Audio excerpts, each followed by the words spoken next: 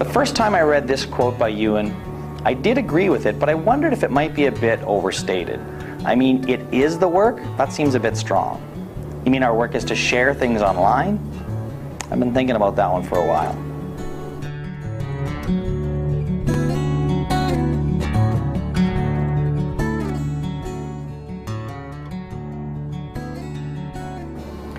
After listening to Wiley speak, I now agree.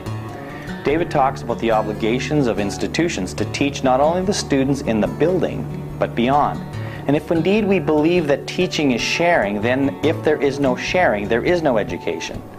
Our factory model of education meant that we had to confine learning to a space and a specific audience.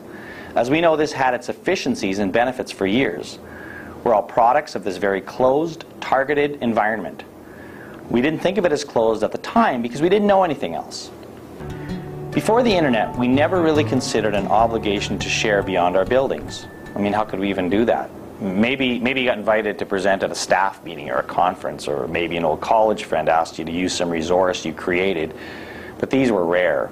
It was often the case that the teacher next door had no idea what you did in your classroom, let alone someone from another school. Sharing was hard. Sharing was a luxury. Sharing was only for the students in your room. My experience is that most teachers love to share. Again, if sharing is education, that makes sense that educators love to share.